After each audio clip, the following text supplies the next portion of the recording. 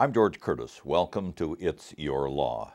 Each week it's my privilege to bring guests that teach all of us a little bit about the law, how it's made, how it's broken, how it's enforced, how it could be improved upon, and how we elect the people who try to represent us in the legislative process. Those of you who follow this show know that I have a great deal of admiration for people in politics, even though I've only done it a time or two myself. Got a free genealogy, found out it was a combat sport, and maybe it was something that wasn't that important to me. I'm very grateful that there are still people willing to run.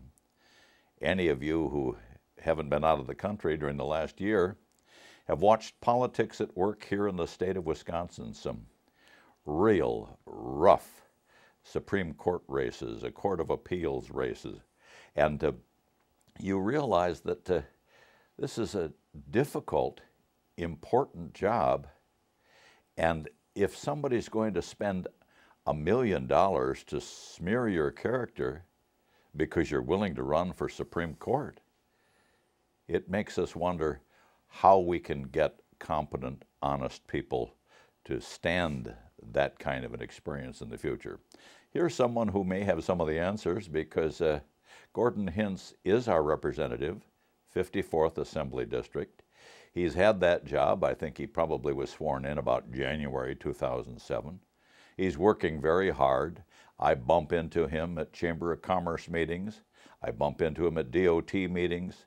I know he's down in Madison working, listening, voting, and he's going to be facing election again early this fall. And I'm sure that it's an experience that he approaches with just a little bit of timidity, but not much, huh, Gordon? No, not much. Welcome to the show. Thank you very much for having me. Well, you've run. You lost the first time around to Greg Underheim, if I recall correctly. Correct. But he'd been in a long time, and it was a close race. And probably the closeness of that race is one of the reasons why Greg decided not to do it again. He admits that he was getting a little battle-scarred, and you had a good race against a good opponent, and won a close one, and so now you've been serving since, was I correct? Yeah, January break's been about 16 months now. All right.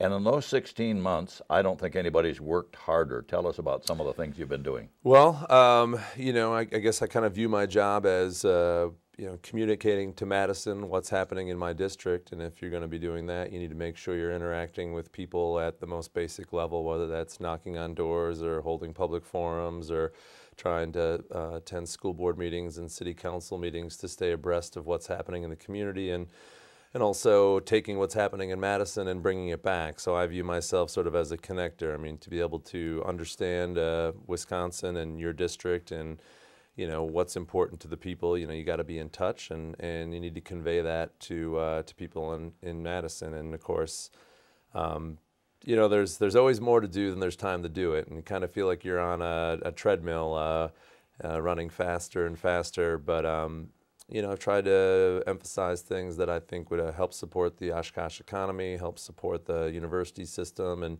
maybe help improve some of the ways that we elect people. I mean, campaign finance was a real priority for me coming out of the election that I did, and seeing sort of the impact that I thought it was going to have on future elections.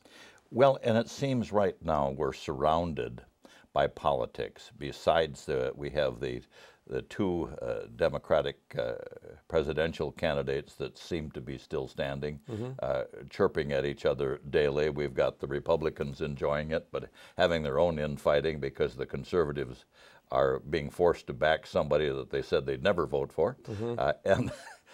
And with all of this politics going on, we've had a couple of Supreme Court races, a Court of Appeal race, and one of the terrible things about your job is you just begin to heal from a race, and you've got to be out raising money for the next one, because politics, not only, as I indicated in the opening remarks, is a combat sport, it's an expensive hobby. Have you ever thought of Ferraris?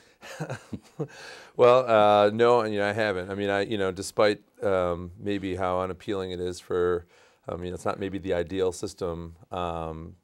It's still important. I still enjoy the public service, but you're absolutely correct. And no one's going to challenge the fact that campaigns are expensive. I mean, in order to get through to voters, it's mail, it's TV, it's a lot of those things. But you're not just running against your opponent nowadays. You're running against these third-party groups, and if you're not allowed to coordinate with them, so you don't know if anybody's going to be on your side or not. But it's about, can you respond to some of these salacious attacks that happen on you, and are you able to get your message out to define yourself? And you're absolutely right about, in a 2-year seat, just when I'm trying to do my job, I already got to start thinking about, geez, the fall's running around. I need to start building a effective campaign again. And depending on what district you're from, I mean, Oshkosh is a pretty 50-50 area. Some people are from 70-30 seats, and of course, those are the folks that don't have to worry about those things as much. But they're also the people that may be less willing to meet in the middle, and so there are consequences of having to commit so much time to campaigning that I think we need to reconsider. Well, it often seems that it's not about the candidates. It's about special interest groups. I mean, for example, in the race for Supreme Court, where Annette Ziegler won and beat an attorney named Clifford, both very capable people.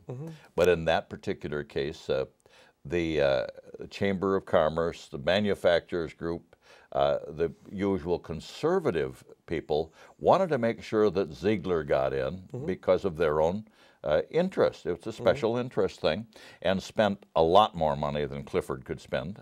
But in fairness, there were some more liberal groups backing Clifford. Sure. And the AARP, for example, and some consumer groups were backing Clifford. The two candidates tried to run, in my opinion, a perfectly honorable issue, competence-related candidacy, but they weren't allowed to do it. The special interest just hijacked the election. And right now, that's what we've got in Wisconsin, especially related to the court races. We've got a big sign that says "for sale," and I mean, we're getting national news. There was an article in The Economist and U.S. News and World Report about what's happening in Wisconsin, and as long as we're saying, hey, this is the way we're going to do things, there's no reason why groups, I mean, they're playing by the rules we have now, and we can influence the outcome of this election. I think 90% of the spending in this last Supreme Court race was from outside groups. I couldn't tell you a thing, according to the commercials, about Judge Gableman or Justice Butler, from the ads that were on by the third-party groups. They weren't even about what those groups really are advocating. And that leads us up to campaign finance reform. We've had Senator Ellis on this show a number of times. He's one of the people who would like to see it done differently. Let's take our first break, and when we come back, we'll find out how you feel about it. Great. We'll be right back.